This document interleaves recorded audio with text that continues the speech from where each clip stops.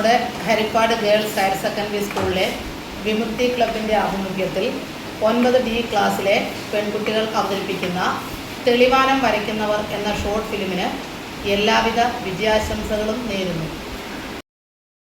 Government ഹൈസ്കൂളിലെ പ്രവേശനോത്സവമാണ് ഇന്ന് നടക്കുന്നത്.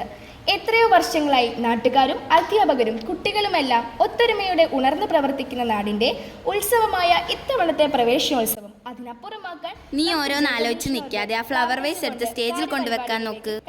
കഴിഞ്ഞ വേനലവധി ട്രോഫി വാങ്ങി അവൻ സ്റ്റേജിൽ നിന്ന് ഇറങ്ങുമ്പോൾ നമ്മുടെ സമ്മാനം അവന് കൊടുക്കാൻ മറക്കരുത്. ഇതെല്ലാം തന്നെ കൊടുക്കുന്നതാണല്ലേ, നീയല്ലേ അവൻ്റെ ചങ്ക്. ഈ അവസരത്തിൽ ആദരിക്കുകയാണ്. പ്രവേശനോത്സവ നാളിൽ നമ്മുടെ വിദ്യാലയത്തിൻ്റെ നാടിൻ്റെ അഭിമാനമായ സൂരജിന് ഇങ്ങനെ ഒരു അനുമോദനം നൽകുവാനും എൻ്റെ കൈകൊണ്ട് പഴയ സഹപാഠിയുടെ മകൻ കൂടിയായ ഈ കൊച്ചുമെടുക്കന് ഉപകാരം നൽകുവാനും അവസരം ലഭിച്ചതിൽ വലിയ സന്തോഷം തോന്നുന്നു. സൂരജിനെ വേദിയിലേക്ക് ക്ഷണിച്ചു കൊടുത്തു.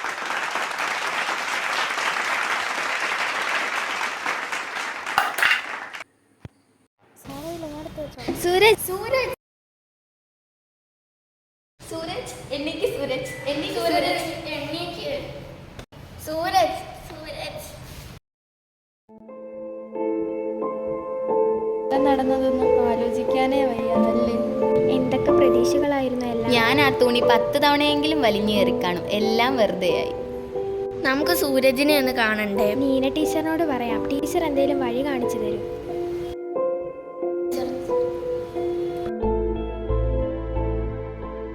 സൂരജിന് എന്താണ് പറ്റിയത് ടീച്ചർ? നിങ്ങൾ വാ, നമുക്ക് സൂരജിനെ അന്വേഷിച്ചിട്ട് വരാം.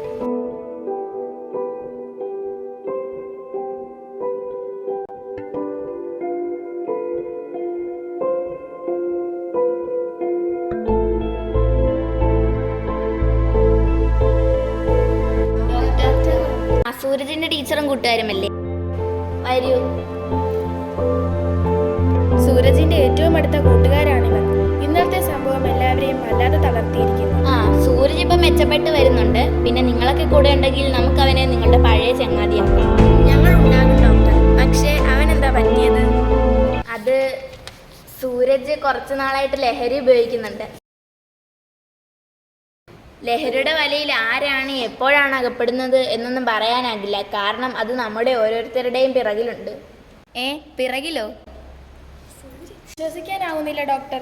പ്രത്യേകിച്ച് സൂരജ് കായികരംഗത്തുണ്ടാക്കി തന്ന പേരും പ്രശസ്തിയും ഓർക്കുമ്പോൾ. ശരിയാണ്, കുട്ടികൾ ലഹരി ഉപയോഗത്തിലേക്ക് വീണു പോകുന്നതിന് പല കാരണങ്ങളുണ്ട്. സൂരജ് അങ്ങനെയായത് ചില പ്രത്യേക സാഹചര്യങ്ങളെ അകപ്പെട്ടതുകൊണ്ടാണ്. കഴിഞ്ഞ വേനലവധിക്ക് സൂരജ് അവൻ്റെ രക്ഷിതാക്കളുടെ കൂടെ ആയിരുന്നില്ല. അച്ഛൻ്റെ വിദേശ ജോലിയും അമ്മയുടെ തിരക്ക് പിടിച്ച ഓഫീസ് വർക്കുകളും അവൻ ഒറ്റയ്ക്കാണെന്ന തോന്നലുണ്ടാക്കി.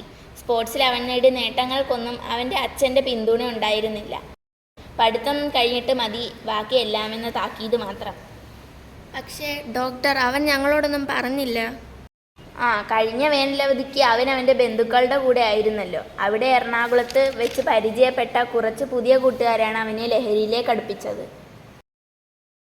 സൂരജിൻ്റെ കൂട്ടുകാർ എന്ന നിലയിൽ നിങ്ങൾക്ക് ചില കാര്യങ്ങൾ ചെയ്യാൻ കഴിയും. അതിനുവേണ്ടി ഞങ്ങൾ എന്ത് ചെയ്യാൻ തയ്യാറാണ് ഡോക്ടർ? അവന് വേണ്ടി മാത്രമല്ല, ഇനി നിങ്ങളിൽ ഒരാളും ലഹരിയുടെ വഴിയിലോട്ട് പോകില്ലെന്നുറപ്പിക്കാൻ, നിങ്ങളുടെ സ്കൂളിലെ ഒരു കുട്ടിയെയും ലഹരി പിടികൂടില്ലെന്നുറപ്പിക്കാൻ. അതിനു വേണ്ടിയാണ്. കഴിയുമോ നിങ്ങൾക്ക്? കഴിയും ഡോക്ടർ. ഞങ്ങൾ അതിനുവേണ്ടി ഒരുമിച്ച് തന്നെ ഉണ്ടാകും, ഉറപ്പ്. ഡോക്ടർ, സൂരജിനെ ഒന്ന് കാണാൻ പറ്റുമോ? കഴിയും. അവനിപ്പോൾ മെച്ചപ്പെട്ട് വരുന്നതേ ഉള്ളൂ. എന്നാൽ നിങ്ങൾ വരൂ.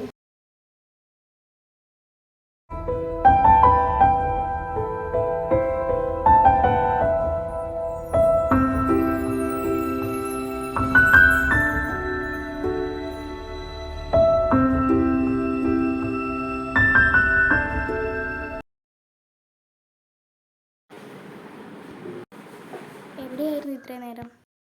നീന ടീച്ചറുമായി ഞങ്ങൾ സൂരജിനെ കാണാൻ പോയിരുന്നു. അവനാകെ മെലിഞ്ഞുണങ്ങിയിരുന്നു. ഇതുവരെ ബോധം വന്നിട്ടില്ല. കൂട്ടുകാരുമായും അവരുടെ വീട്ടുകാരുമായും നമുക്കൊരു ബന്ധം വേണം. ഇടയ്ക്കിടെ സന്ദർശനവും ഒക്കെ ആകാം. സൂരജിന് നിങ്ങളുമായി വളരെ അടുപ്പമല്ലേ? എന്നിട്ടും എന്താ അവന് നിങ്ങളോടൊന്നും തുറന്നു പറയാൻ കഴിയാതിരുന്നത്? ഞങ്ങളോടൊന്നും പറഞ്ഞിരുന്നില്ല.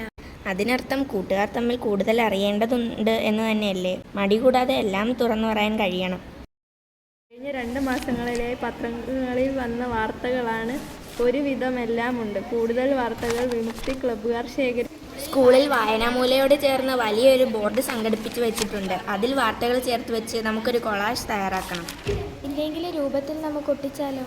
എന്തിൻ്റെ രൂപമാക്കാം? കാഴ്ചക്കാരുടെ ശ്രദ്ധ ആകർഷിക്കണം, പിന്നെ ആശയപരമായ ചേർച്ചയും ഉണ്ടാകണം. കൊളാഷിലൂടെ എല്ലാവരെയും ഒന്ന് ഉണർത്താൻ നമുക്ക് കഴിഞ്ഞതെന്ന് നേര്. പക്ഷേ ഇനി അത് പോരാ, നമുക്ക് കൂടെ കുറേ വിവരങ്ങൾ ശേഖരിക്കാനുണ്ട്.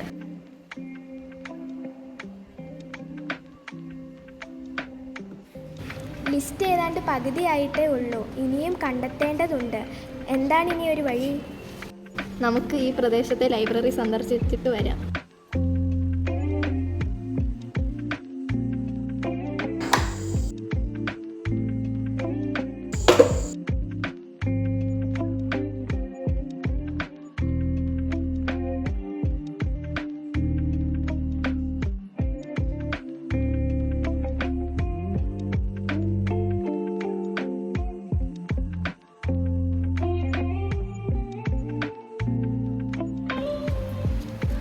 നിങ്ങളിവിടെ ഉണ്ടായിരുന്നോ? ഇങ്ങോട്ട് വന്നേ.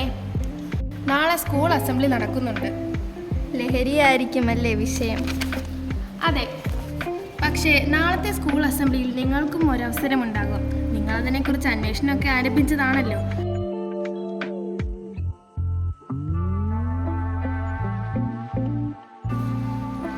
അപ്പോൾ നാളത്തെ അസംബ്ലി നമ്മുടേതാണല്ലേ? അസംബ്ലിയിൽ ഒരുപാട് നേരത്തെ പ്രസംഗത്തിനാണെങ്കിൽ ഞാനില്ല. ബോറ് പരിപാടി. അല്ല സോനു, ഇതങ്ങനെയുള്ള അസംബ്ലിയേ അല്ല. നമുക്ക് ഈ അസംബ്ലി വ്യത്യസ്തമായ ഒരു അനുഭവമാക്കണം. ശീമക്കടവ് സ്കൂളിൽ ഇതുവരെ നടക്കാത്ത ഒരു സ്കൂൾ അസംബ്ലി. നീ എന്താ ഉദ്ദേശിക്കുന്നത്? പറയാം, വരൂ.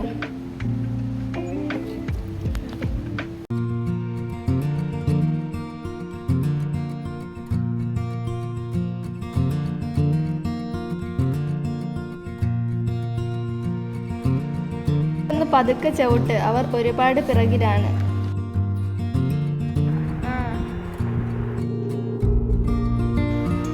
നമുക്ക് ആ മരച്ചോട്ടിൽ അവരെ കാത്തു നിൽക്കാം.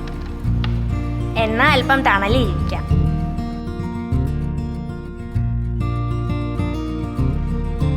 നിങ്ങൾ വേഗം എത്തിയത് നിങ്ങൾക്ക് സ്പീഡ് ഉള്ളത് കൊണ്ടല്ല, ഞങ്ങൾ സ്പീഡ് കുറച്ചത് കൊണ്ടാണ്. അലൻ, നീ തെളിച്ചൊന്ന് പറ. എങ്ങോട്ടാണ് നമ്മൾ ഈ പോകുന്നത്? നമുക്ക് നമ്മുടെ അസംബ്ലി ഉഷാറാക്കണ്ടേ? അസംബ്ലി ഇങ്ങോട്ടാണോ? സ്കൂളിലല്ലേ? നമുക്കൊരാളെ കാണാനുണ്ട്. നിങ്ങൾ ഇതുവരെ പരിചയപ്പെട്ടിട്ടുണ്ടാവില്ല. ആളങ്ങനെ പുറത്തൊന്നും ഇറങ്ങാറേയില്ല. കുഴപ്പമുള്ള സംഗതിയാണോ? ഏയ്, നിങ്ങൾ കൂടെ വാ, ബാക്കി ഞാൻ വഴിയിൽ നിന്നും പറയാം. അങ്ങനെ കൂടെ വരാൻ ഉദ്ദേശിക്കുന്നില്ല. എന്താണെന്ന് തെളിച്ചു പറഞ്ഞിട്ട് പോയാൽ മതി. കാര്യങ്ങൾക്കൊരു ജനാധിപത്യ സ്വഭാവമൊക്കെ വേണ്ടേ? ശരി, നമുക്ക് കാര്യങ്ങൾ സംസാരിച്ചുകൊണ്ട് പോകാം.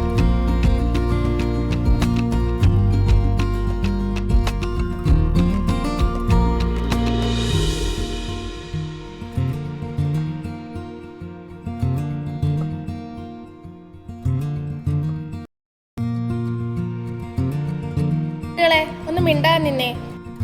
വളരെ പ്രധാനപ്പെട്ട ചില കാര്യങ്ങൾ പറയാനാണ് എല്ലാവരെയും വിളിപ്പിച്ചത്. ലഹരി വസ്തുക്കളുടെ ഉപയോഗം കുട്ടികളിൽ മാത്രമല്ല, മുതിർന്നവരിലും വർദ്ധിച്ചു വരുന്ന ഈ കാലത്ത് നമ്മുടെ സ്കൂളിലെ സംഭവം എല്ലാവരുടെയും കണ്ണു തുറപ്പിച്ചിട്ടുണ്ട്. എന്തുകൊണ്ടാണ് ലഹരി വസ്തുക്കൾ ഉപയോഗിക്കരുതെന്ന് പറയുന്നത്?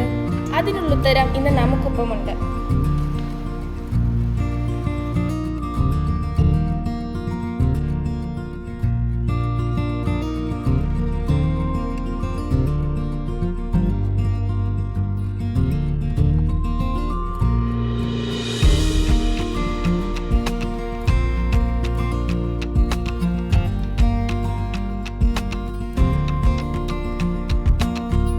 ഞാൻ സർവീസിൽ പ്രവേശിക്കുമ്പോൾ 10ാം ക്ലാസ്സിൽ പഠിച്ച കുട്ടിയായിരുന്നു ഐഷ. ആ വർഷം 10ാം ക്ലാസ്സിൽ ഏറ്റവും ഉയർന്ന മാർക്ക് അവൾക്കായിരുന്നു. എഞ്ചിനീയറിംഗ് കഴിഞ്ഞ് സ്വന്തമായി ബിസിനസ് തുടങ്ങി. അവിടെയും നല്ല നിലയിൽ ശോഭിക്കാൻ കഴിഞ്ഞു. പക്ഷേ ആയിഷ ഇന്ന് പഴയ ആയിഷയല്ല. എന്താണ് സംഭവിച്ചതെന്ന് നിങ്ങളോട് അവൾ തന്നെ പറയും. ഹായ്, എൻ്റെ പേര് ഐഷ ഫർസാന. ഞാൻ നിങ്ങൾക്ക് ഒരു കഥ പറയാം. അത്ര രസമുള്ള കഥയല്ലിത്. ഇത് എൻ്റെ കഥയാണ്. പഠനവും ജോലിയും ഒക്കെ എൻ്റെ ജീവിതത്തിൽ ഏറ്റവും സന്തോഷം നൽകിയ കാര്യങ്ങളായിരുന്നു. ചെറിയ കാലത്തിനിടയ്ക്ക് വലിയ നേട്ടങ്ങൾ കൈവരിക്കാനും കഴിഞ്ഞതിൻ്റെ വലിയ ആത്മവിശ്വാസവും എനിക്കുണ്ടായിരുന്നു. ഞാൻ എങ്ങനെയാണ് ഇങ്ങനെ ആയതെന്ന് നിങ്ങളിപ്പോൾ ചിന്തിക്കുന്നുണ്ടായിരിക്കും അല്ലേ? ബിസിനസ്സിൻ്റെ വിജയം ആഘോഷിക്കുവാൻ ഒത്തുചേർന്ന ഒരു യോഗത്തിനൊടുവിൽ കൂട്ടുകാർ നിർബന്ധിച്ചപ്പോൾ ഉപയോഗിച്ചു തുടങ്ങിയ ലഹരിയാണ് എന്നെ ഈ അവസ്ഥയിൽ എത്തിച്ചത്. ഞാൻ നേടിയതെല്ലാം നഷ്ടപ്പെട്ടു. ഫ്രണ്ട്സും ബന്ധുക്കളും അടക്കം എല്ലാവരും. ലഹരിയിൽ മുങ്ങിത്താണുകൊണ്ടിരിക്കുമ്പോൾ ഉണ്ടായ ഒരു കാർ ആക്സിഡൻറ്റ് ഈ അവസ്ഥയിൽ എന്നെ എത്തിച്ചു. മുമ്പത്തെ പോലെ തിരിച്ചു വരണം. I will come back soon. നമുക്ക് ചുറ്റും ഇത്തരം ധാരാളം അപകടങ്ങൾ പതുങ്ങിയിരിക്കുകയാണ്. അത്തരം പ്രലോഭനങ്ങളെ ആട്ടി ഓടിക്കാൻ കഴിയേണ്ടവരാണ് നിങ്ങൾ. ലഹരിക്കെതിരെയായി സ്കൂൾ നടത്താൻ പോകുന്ന എല്ലാ പ്രവർത്തനങ്ങളിലും ഞാനും നിങ്ങളോടൊപ്പം ഉണ്ടാവും. Thank you. Good morning.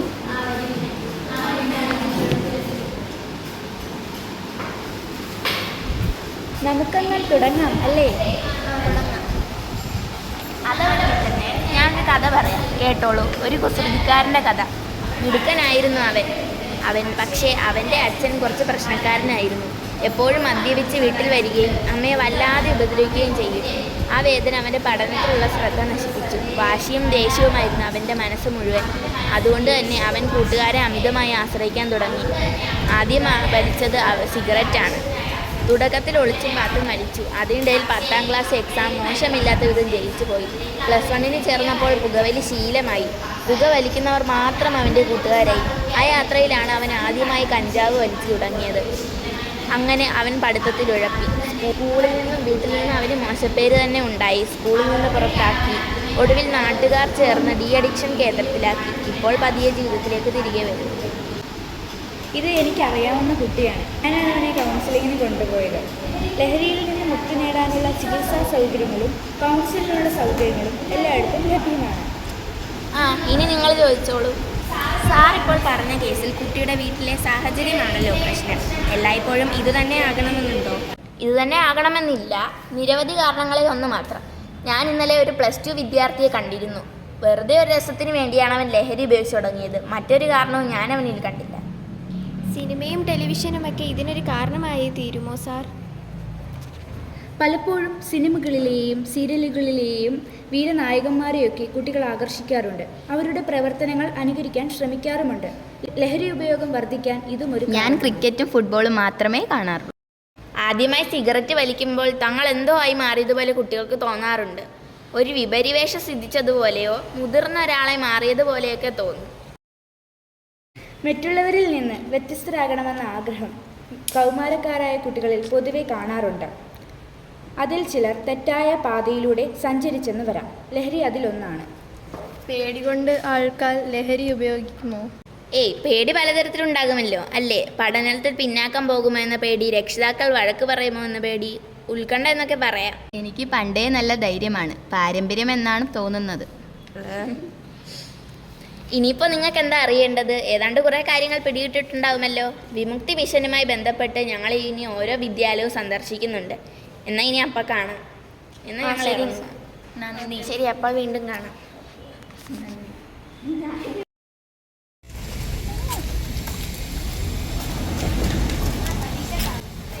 നിന്നെയും നിന്റെ കൂട്ടുകാരെയും കാണാൻ മൃണാളിനി വന്നിട്ടുണ്ട്. അവർ എൻ്റെ ചായക്കടയിലുണ്ട്.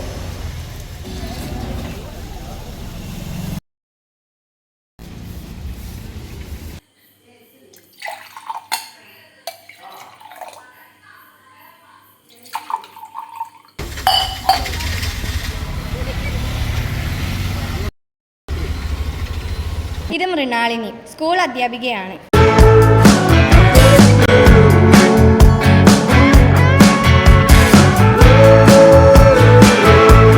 നിങ്ങളിങ്ങനെ മയക്കുമരുന്നിനും മദ്യത്തിനുമൊക്കെ എതിരായി എന്തൊക്കെയോ ചെയ്യുന്നുണ്ടെന്നറിഞ്ഞ് നിങ്ങളെ കാണാൻ വന്നതാണ്. എടി, നമ്മുടെ സംഗതി എല്ലാവരും അറിഞ്ഞെന്നാണ് തോന്നുന്നത്.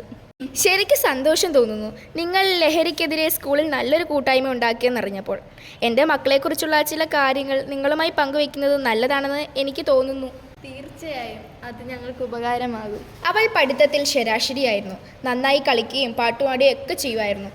സ്കൂളിലും കാര്യങ്ങൾ കൃത്യമായി ചെയ്യാറുണ്ട്. ഞാൻ ദിവസം അവളുടെ കാര്യങ്ങൾ കൃത്യമായി ശ്രദ്ധിക്കുന്ന ഒരാളാണ്. അതുകൊണ്ടാണ് എനിക്ക് നിങ്ങളോട് ഇത് പറയാൻ കഴിയുന്നത്. ശരി, ആൻറ്റി പറഞ്ഞോളൂ. മക്കൾക്കിഷ്ടപ്പെട്ട ആഹാര സാധനങ്ങൾ ഞാൻ ഉണ്ടാക്കി കൊടുക്കാറുണ്ട്. എന്നാൽ പെട്ടെന്നാണ് അവൾ ഭക്ഷണ കാര്യത്തിൽ വല്ലാതെ അലസത കാട്ടിത്തുടങ്ങിയത്. വളരെ കുറച്ച് മാത്രം ആഹാരം, ചോദിക്കുമ്പോൾ രുചിയില്ല, വിശപ്പില്ല എന്ന പരാതി മാത്രം. പിന്നെ ഉറക്കവും കുറഞ്ഞു. വളരെ വൈകി മാത്രമേ ഉറങ്ങാൻ പോകൂ. ഞങ്ങൾ അവളെ അടുത്തുള്ളൊരു ഡോക്ടറിനെ കാണിക്കാനിരുന്നതായിരുന്നു.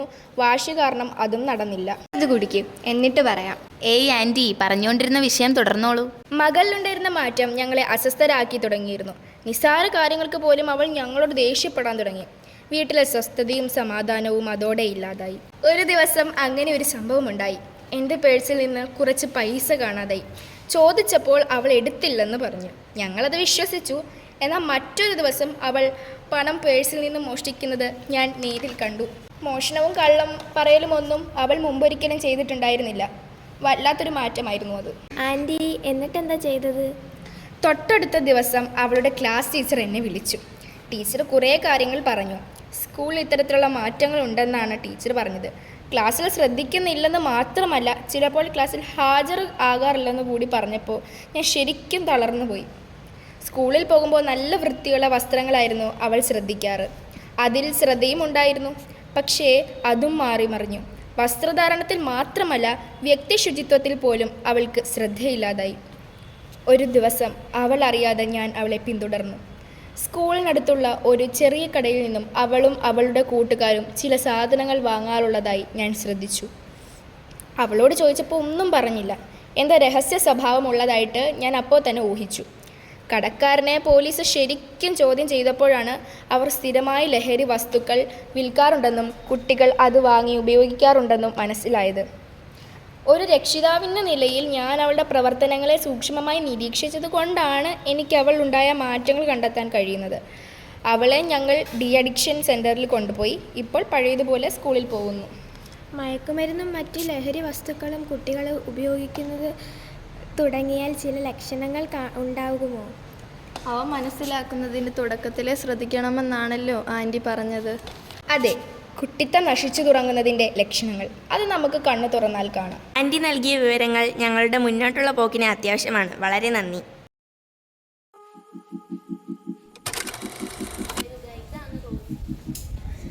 വരൂ, അവൻ നിങ്ങളുടെ വരവ് പ്രതീക്ഷിക്കുന്നുണ്ട്. കുറച്ച് ദിവസങ്ങളായി.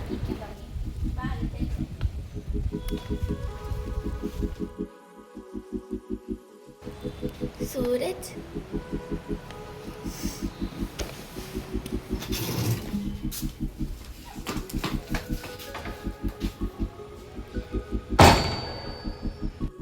പെട്ടെന്ന് നിങ്ങളെ കണ്ടതുകൊണ്ടാകണം. ഏതായാലും അവനൊന്ന് റിലാക്സ് ചെയ്യട്ടെ. നിങ്ങൾ വാ. നിങ്ങളുടെ എല്ലാവരുടെയും പ്രതീക്ഷയായിരുന്നു സൂരജ്, അല്ലേ? അതെ. ഈ കുടുംബത്തിൻ്റെയും ഏക പ്രതീക്ഷയായിരുന്നു അവൻ. ഇതാരാണെന്നറിയാമോ ഈ ഗായിക?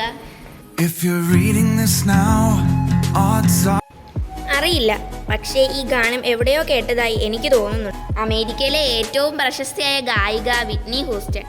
സംഗീത ലോകത്ത് അവർ നേടാത്ത ബഹുമതികളില്ല, അംഗീകാരങ്ങളില്ല.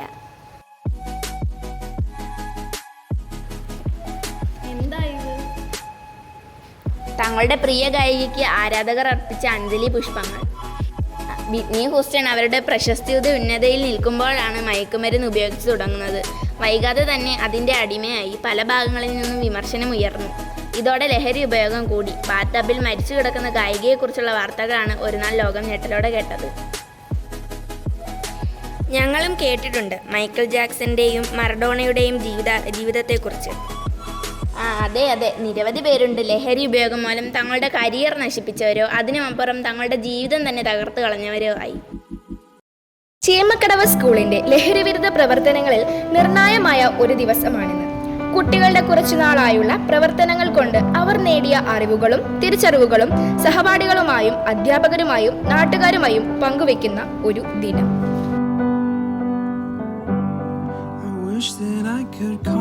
ഞാനാണ് ഈ സെമിനാറിൻ്റെ മോഡറേറ്റർ. 2 വിഷയങ്ങളിലായാണ് സെമിനാർ അവതരണം നടക്കുന്നത്. വിഷയം 1, ലഹരി വിമുക്ത വിദ്യാലയത്തിന് ഒരു കർമ്മ പദ്ധതി. അവതരണം അലൻ. വിഷയം 2, ലഹരി ഉപയോഗം കൗമാരക്കാരിൽ പ്രശ്നങ്ങളും പ്രതിവിധികളും. അവതരണം നേഹ. ഇത് അവതരിപ്പിക്കാനായി അലനെയും നേഹയും ക്ഷണിക്കുന്നു.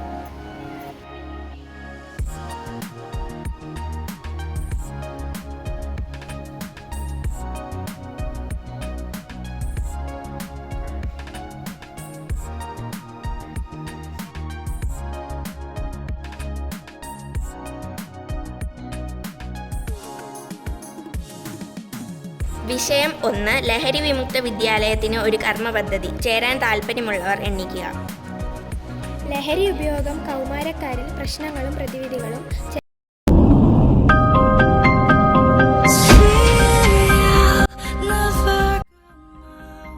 മക്കളും മുതിർന്നവരുമൊക്കെ അവർക്ക് നിശ്ചയിച്ച സ്ഥാനങ്ങളിൽ അണിനിരുന്നു. ഇനി എന്തിനാ വൈകുന്നത്?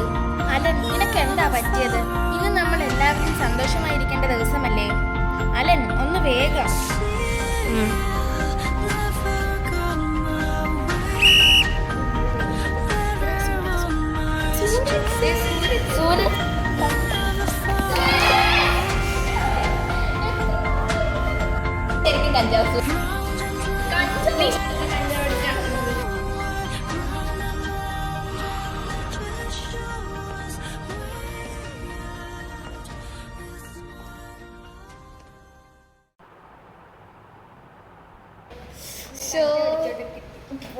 സൂരജ്, ഇതാ നിനക്കൊരു ഗിഫ്റ്റ്.